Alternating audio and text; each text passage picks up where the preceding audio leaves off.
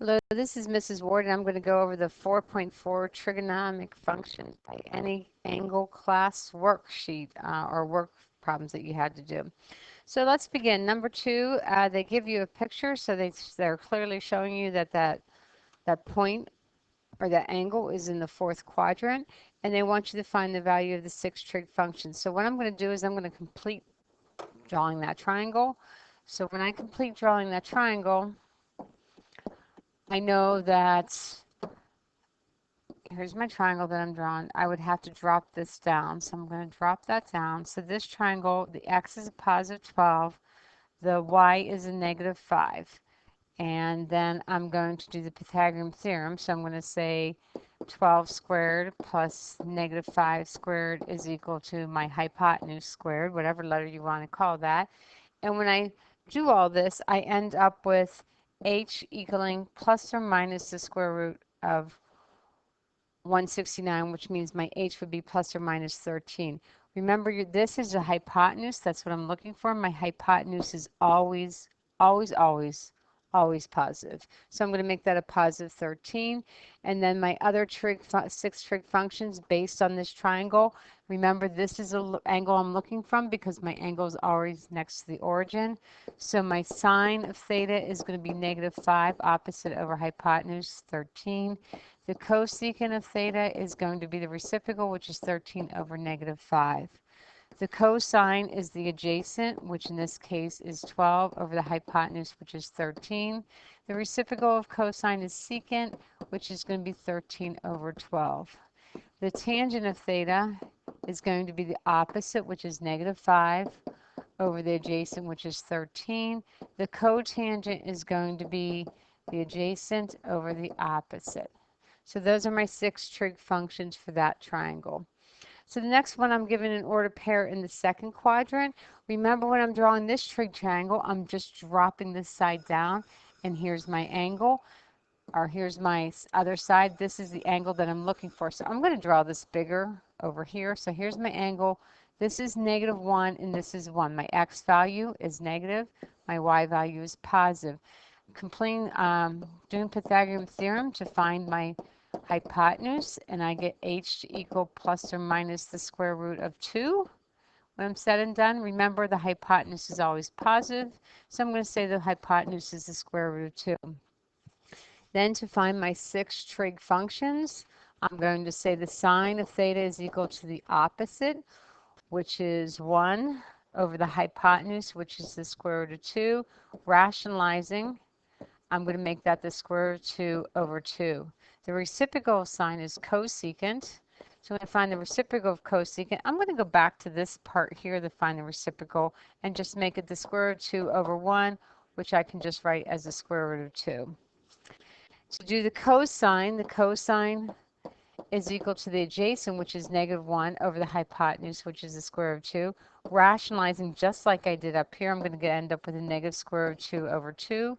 The reciprocal of cosine is secant, and the secant is going to be the reciprocal flipping here is just going to be a negative square root of 2. The tangent is going to be the opposite, which is 1 over the adjacent, which is negative 1, so negative 1. The cotangent is going to be the reciprocal of tangent, which is also going to be a negative 1. Hopefully, maybe, you recognize this angle. So if I would have done this angle, hopefully you recognize that angle from the unit circle, and that's 135 degrees. You didn't have to know that, but hopefully those numbers look familiar to you. Okay, looking at number 6, it says the point is in the terminal side of an angle in standard position. So I'm drawing the point 8, positive 8, positive 15. I can see now that my triangle is going to be in my first quadrant. I'm dropping down my height, and then this will be 8 and this will be 15. I need to find the hypotenuse to find my six trig functions. So I'm taking 8 squared plus 15 squared is equal to my hypotenuse squared. When I do all this, I get h is equal to plus or minus 17. Remember, the hypotenuse is always positive, so this will be a positive 17. To find the 6 trig functions, I remember my angle is always next to the origin, so I'm going to put that in there so I can see what I'm doing. And I'm going to say the sine of theta is equal to opposite over the hypotenuse. The reciprocal sine is cosecant, and that's going to be 17 over 15. The cosine of theta is going to be the adjacent, which is 8 over the hypotenuse, which is 17. Its reciprocal secant is 17/8. The tangent is going to be the opposite, which is 15, over the adjacent, which is 8. The cotangent is a reciprocal of that, and that's going to be 8/15. So those are the six trig functions for that point. Number 12, graphing another point. So I am going to do positive 3. So 1, 2, 3, negative 9, 1, 2, 3, 4, 5, 6, 7, 8, 9. So I'm going to have a point down here somewhere. To draw my trig triangle, I am going to connect the origin to that point, always using the x-axis. I am going to draw the height. So this will be a positive 3. This will be a negative 9. The angle that I'm looking for is next to the origin. I am going to do 3 squared plus negative 9 squared is equal to my hypotenuse squared. And when I do all that, I get 90 is equal to h squared.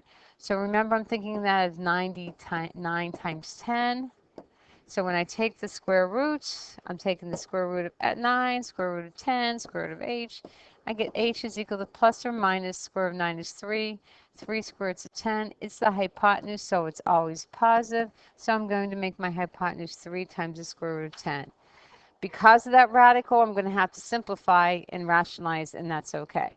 So my sine of theta is going to equal my opposite, which is negative 9.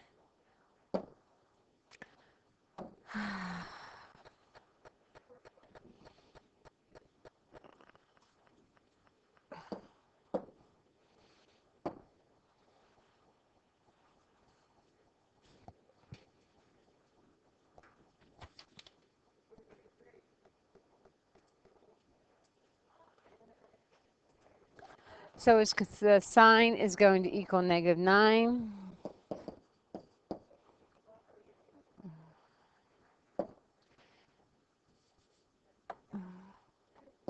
Over the hypotenuse, which is 3 times the square root of 10. Before I rationalize, I'm probably going to simplify. I'm going to simplify the 9 into 3 and make this negative 3, and that 3 will just be 1. Rationalize square root of 10, square root of 10, and I end up with negative 3 square roots of 10 all over 10. To find the reciprocal of sine, which is cosecant, I'm going to take the reciprocal. So okay, let's say I started with 10 over negative 3 square roots of 10. And I rationalize square root of 10 over square root of 10. I end up with 10 times the square root of 10. And then this would be negative 3 times 10. I did that so I can show that the 10s will simplify, and I'm left with the square root of 10. That's a 10 over negative 3. If I would have done it here, but I didn't write it very nicely, if I would have done the reciprocal here, then I wouldn't have had to rationalize. So usually I do that. I go back before I rationalize. All right, let's do the cosine. The cosine of theta is the adjacent, which I believe was a positive 3, over the hypotenuse, which is 3 square roots of 10. So when I simplify, I end up getting 1 over the square root of 10. Rationalizing, I'm going to do the square root of 10 times the square root of 10, and I end up with the square root of 10 all over 10. That's my cosine. To do its reciprocal secants, I'm going to take the reciprocal, and I'm going to go to this point right here and take the reciprocal and just make it the square root of 10. To do the tangent, I am going to do the opposite, which is negative 9 over the adjacent, which is 3, and I'm going to get negative 3. To the reciprocal of tangent, which is cotangent, I'm going to do the reciprocal of negative 3, which will end up being negative 1/3. And those are my 6 trig functions for that triangle.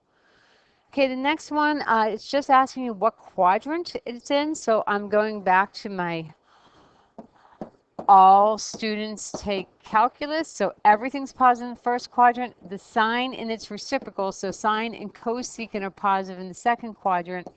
tangent and its reciprocal cotangent are positive in the third quadrant, and cosine and its reciprocal secant are positive in the fourth quadrant. So number 13 says the sign is negative. If the sign is negative, that automatically eliminates the first two quadrants. So everything's positive here and the sign's positive here. So it eliminates those two. And then it tells me that the cosine is also negative, which eliminates this quadrant here. So based on all that information, that means I have to be in the third quadrant. That's the only one left. So this is in the third quadrant. Okay, the next one, let me get these out of the way. So the next one says that the secant is positive. Well, secant is a reciprocal of cosine, so it's telling me that the cosine is positive. So the cosine's positive in the first or the second quadrant, so it's either here or here. Then it tells me that the cotangent is negative. Well, once the cotangent is negative, that eliminates the first quadrant because everything's positive in the first quadrant, which means I have to be in the third quadrant. So I'm going to put a third quadrant here. And I really shouldn't mess this up. Well, here, I'm just going to do another one.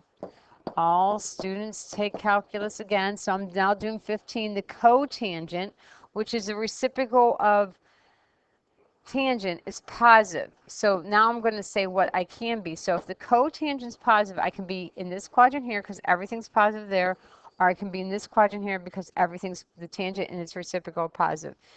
Then it tells me that the cosine is positive. Well, remember, the cosine is only positive here, where everything's positive, and here. The only one that matches for both is this quadrant here, which is the first quadrant.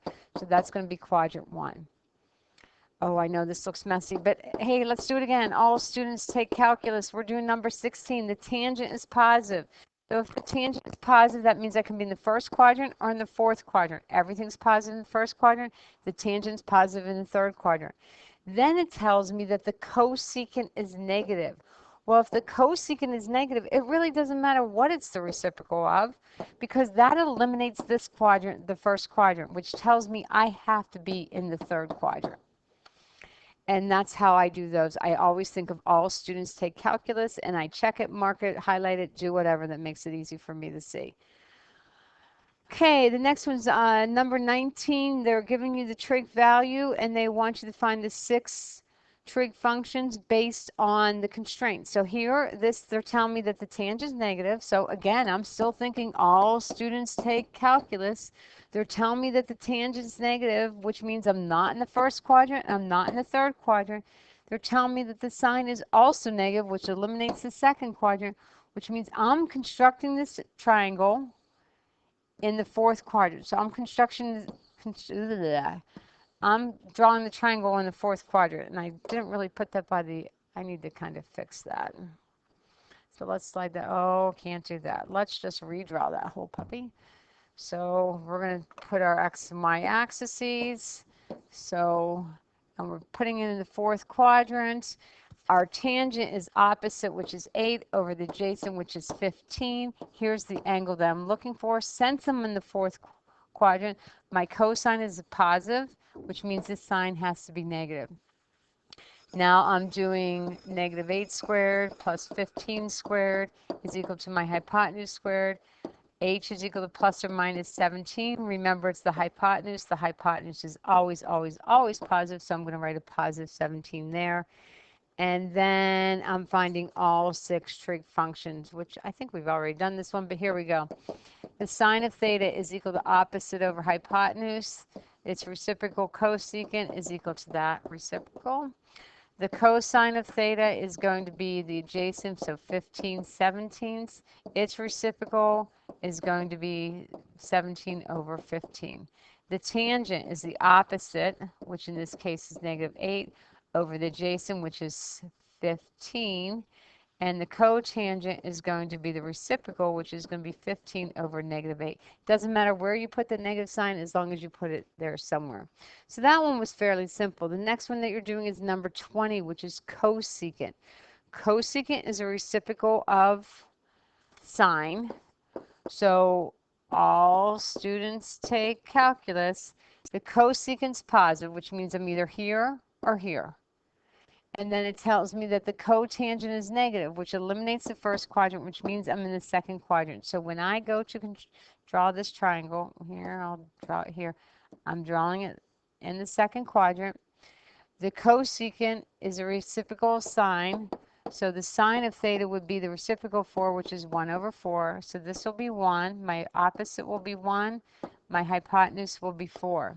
So I'm going to have 1 squared plus 4 squared is equal to, oh no, I have my hypotenuse, my bad. I'm going to say 1 squared plus b squared is equal to 4 squared. So b squared is going to equal 15. So b is equal to plus or minus 15, the square root of 15. Remember, I'm looking for the adjacent, so it is going to be negative, so this will be a negative square root of 15. So doing my 6 trig functions, the sine of theta we already knew was 1/4 because they gave me the cosecant of theta as being 4.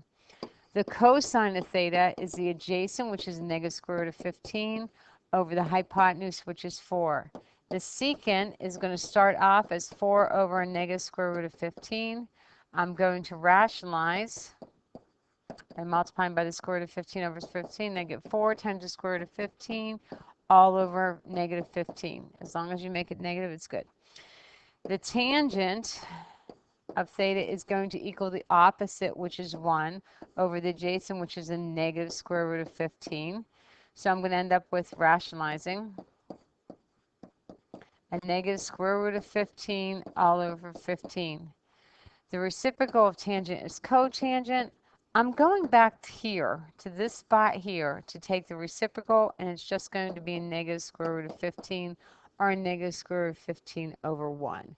So that was number 20.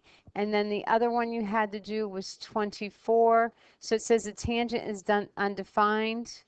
And they're telling you that you're between pi and 2 pi. So I'm going to do a whole other. So the tangent's undefined, which means to be undefined, I have to have 0 in the denominator. So remember, tangent is sine over cosine. So basically, I'm asking myself, when is the cosine of theta equal to 0? And that happens 2 places. That happens that the ordered pair is 0 something, and that happens at pi over 2, where the ordered pair is 0, 1, and it happens when the ordered pair is 0, negative 1, which happens at 3 pi over 2. When I go back to my constraint, it says I have to be between pi and 2 pi, which means I'm not going to use this one because it's not between pi and 2 pi. I'm going to use this ordered pair right here, and it wants all 6 trig functions. So the cosine, whoopsie, I should start with sine. Start with sine. So the sine is the y value. So the sine of theta is going to equal negative 1. Its reciprocal cosecant is also going to equal negative 1. The cosine of theta is going to be the x value, which is 0. Its reciprocal secant is going to be 1 over 0, which is undefined. The tangent is sine over cosine, which is negative 1 over 0, which is undefined. They gave me that, so I was expecting that. And then the cotangent of theta is going to be the cosine, which is 0, over the sine, which is negative 1. So the cotangent is going to be 0. And those are the 6 trig functions. And I think that's all we had to do for those. Number 25, it says the terminal side of theta lies on the given line in the specified quadrant. So y is equal to negative x. My y-intercept is 0. My slope is a negative 1 because, you know, remember y is equal to mx plus b. So I'm going to have a line that goes something like this. And it's telling me that I'm in quadrant 2. So I'm just going to, the point lies somewhere on this line. Doesn't matter where I draw it. I just drew it there. Doesn't really matter. My slope is negative 1. My slope is my rise over run, which is my y over my x. So they're both going to be 1. But since it's negative and I'm in the second quadrant, I'm going to make this, the x value, negative. Because that's, because I went to the left. So that's the negative movement. And it wants me to find all 6 trig functions. So I'm going to do 1 squared plus negative 1 squared, and I'm going to end up with my hypotenuse, get plus or minus the square root of 2. Hypotenuse is always positive, so this will be the square root of 2. So the sine of theta is equal to 1 over the square root of 2, which ends up being the square root of 2 over 2. The cosecant of theta is going to equal the reciprocal, which will just be the square root of 2. The cosine of theta is going to equal negative 1 over the square root of 2, which ends up being a negative square root of 2 over 2. Its reciprocal secant is going to equal negative square root of 2. The tangent, which is the slope, by the way, is going to be 1 over negative 1, which is negative 1. The reciprocal of that, the cotangent, is also going to be a negative 1.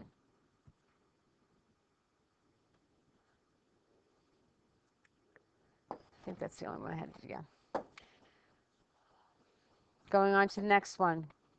It says angle, 37 through 44, they want you to sketch the angle and then the reference angle. So negative 330 degrees. If I wanted to add 360, I could, to see that the terminal side will be at the same place as 30 degrees. So this is where my terminal side is going to be. I'm going to start here, go all the way around, and that's my angle of negative 330 degrees. The angle that makes with the x-axis, this angle right here, is my reference angle, which happens to be 30 degrees. When I do 5 pi over 3, I'm going to do the same thing. I'm going to draw a pretty little picture. 5 pi over 3 is also in the fourth quadrant. This is my angle. That would be 5 pi over 3. The reference angle is going to be what is formed with the positive x-axis. So this right here, which is what I have left over. So I would take 2 pi and subtract 5 pi over 3 and realize that this is going to be pi over 3. So this is my reference angle. This is my angle. So I'm going to say theta is equal to. So back here, red is my reference angle with the tick mark, and my regular angle, just theta. Evaluate sine, cosine, and tangent of the angle without using the calculator. If I go to 5 pi over 3 on my unit circle, the ordered pair is a positive 1/2 and negative square root 3 over 2. That's basically from my unit circle. So the sine of 5 pi over 3 is going to be negative square root of 3 over 2. The cosine of 5 pi over 3 is going to be 1/2. And then the tangent of 5 pi over 3 is going to be the sine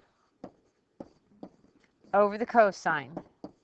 Remember that the denominators will simplify, and I'm going to end up with a negative square root of 3 over 1, or just a negative square root of 3. The next one, number 64, gives me negative 20 pi. Well, that's really not on my unit circle. And I know it's going to have this same ordered pair because it has a denominator 3. So I know it's going to be 1/2 square root of 3 over 2. But I need to really know what quadrant it's in so I can tell which one's positive, which one's negative, or if they're both positive, both negative. So I kept on adding 2 pi over and over again. Eventually I got 4 pi over 3. That's the first time it was positive, and that puts it on my unit circle. 4 pi over 3 is going to be here in the third quadrant. So I believe it was, I think it was 3 laps around, and I get 4 pi over 3. So it's this ordered pair, but since it's in the third quadrant, they're both going to be negative. So my sine is going to be a negative square root of 3 over 2. My cosine is going to be a positive, oh, negative 1/2. And my tangent is going to be the negative square root of 3 over 2 divided by the negative 1/2. So again, those 2's are simplifying because it's going to be the exact same answer that's over there. And it's also going to be positive. And this one, I believe, was negative. Please tell me I made that negative. Yep. Oh. And I was too busy focusing on what I was doing, negative square root of 3. Oh, positive square root of 3, positive square root of 3, positive. Trust me, it's positive square root of 3. Okay, the next one, find the indicated trig values for the specified quadrants. So I am going to I have a negative 3/5. It tells me that it's in quadrant 4, which is very helpful. So I'm drawing my angle this way. My cosine is the opposite, 3 over hypotenuse, which is 5. Remember, the negative sign always has to not go with the hypotenuse, has to go with the other, either adjacent or opposite. So I need to do 5 squared is equal to negative 3 squared plus b squared. When I do that, I get b is equal to plus or minus 4. Well, because of the way this triangle is drawn, this has to be a positive 4. The cosine of this angle is the adjacent, which is 4 over the hypotenuse, which is 5, and it's going to be a positive 4/5.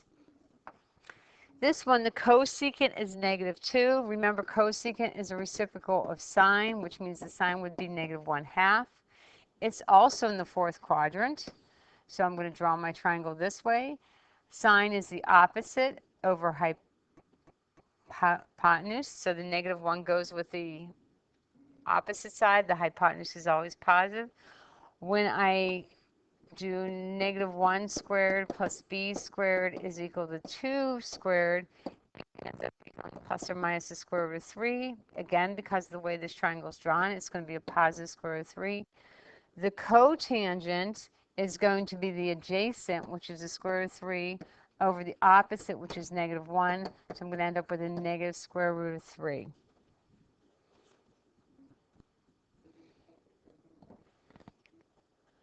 So number 71, they're all basically the same thing. The first thing you're going to have to do is identify what quadrant you're in. So here they're telling me the sign is positive. So the sign is positive. That could be in the second quadrant and the first quadrant. Everything's positive here, second quadrant. The sign's positive. And then the cosine is less than 0, so it has to be in the second quadrant. So when I go to draw this triangle, I'm going to draw it in the second quadrant. My opposite is going to be 2. My adjacent is going to be, my hypotenuse is going to be 5.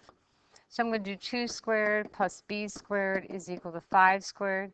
So b ends up equaling plus or minus the square root of 21. Because the way the triangle is drawn, this is going to be a negative 21 because I'm to the left of the origin. And it wants me to find the remaining trig functions. So if the sine is 2/5, its reciprocal cosecant is going to be 5 over 2. The cosine is going to be the adjacent over the hypotenuse. Its reciprocal cosecant is going to be 5 over a negative square root of 21. When I rationalize, I'm going to have a negative, it's going to be negative, 5 times the square root of 21 all over 21.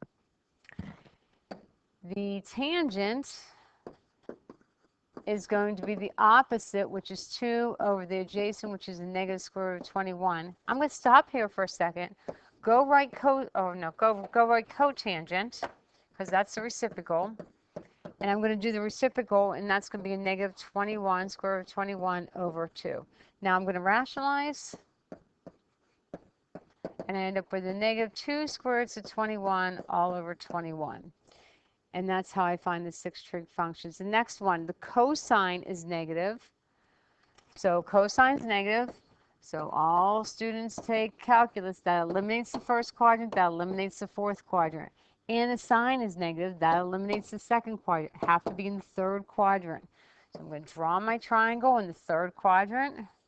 Remember, always using the x-axis, always connecting to the origin. That's where my angle always is. Adjacent is negative 3. Hypotenuse is 7. The negative sign always goes with either the adjacent or the opposite. It never goes with the hypotenuse. Now, I am going to scooch down here and draw that again because I ran out of room. So this is negative 3. This is 7. Here's the angle that I'm looking from. And now I need to do negative 3 squared plus b squared is equal to 7 squared. And so b squared is equal, oh, it was 40, sorry. So b is equal to plus or minus 40, the square root of 40. I'm going to think of as the square root of 4 times the square root of 10. So b is equal to plus or minus 2 square roots of 10. But because of the way it's drawn, it's going down, so it's going to be negative. So this will be negative 2 square roots of 10. So now I'm going to find the sine of theta. which is equal to a negative 2 square roots of 10 over 7.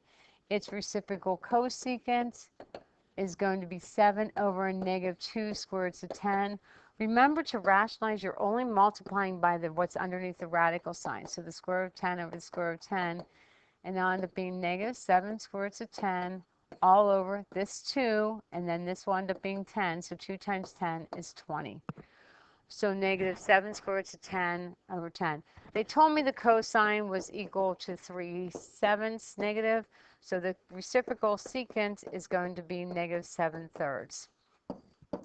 The tangent is going to be the opposite, which is negative 2 square roots of 10 over the adjacent, which is negative 3.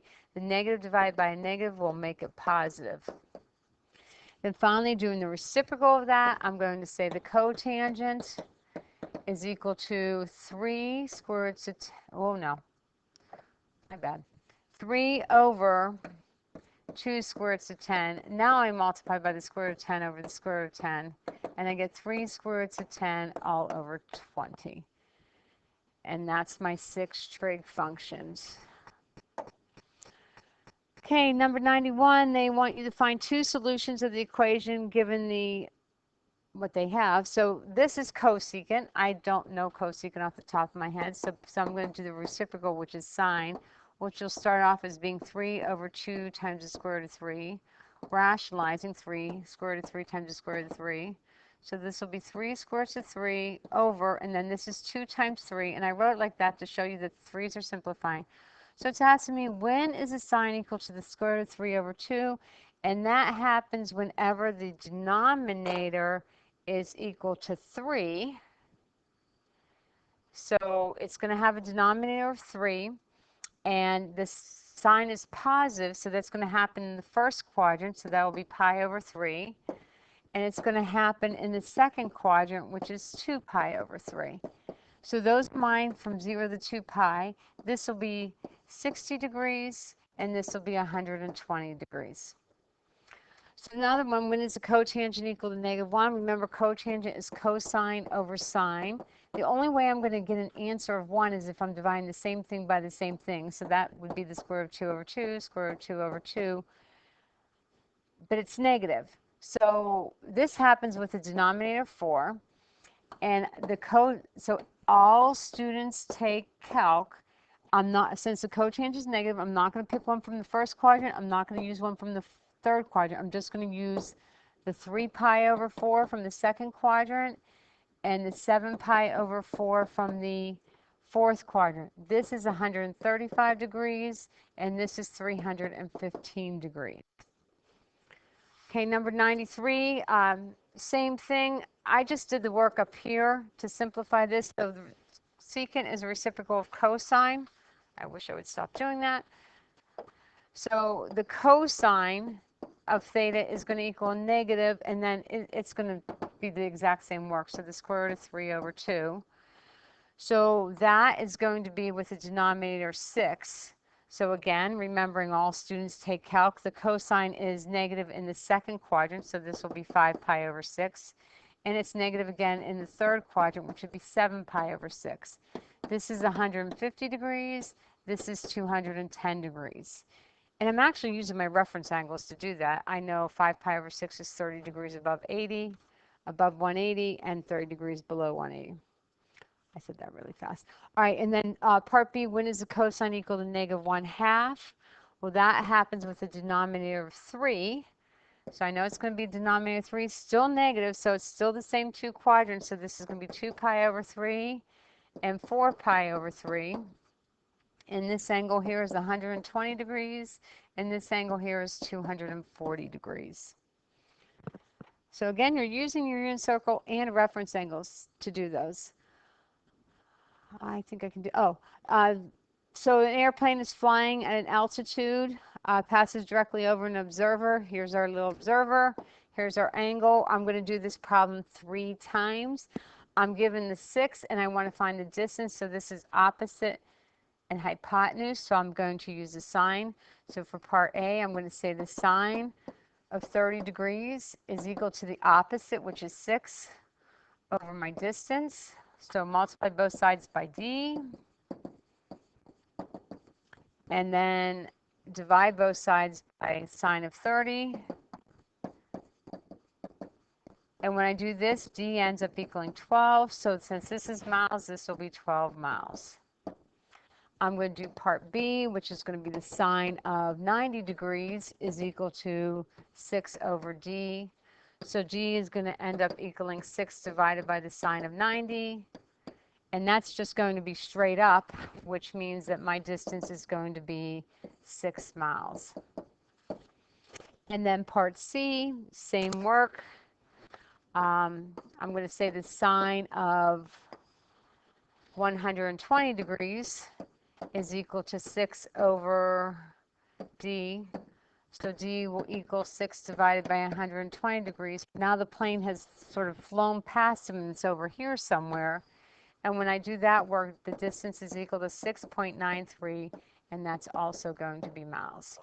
So I hope this helped. If you have any questions, let us know. I know this was a long one, but hopefully it all makes sense.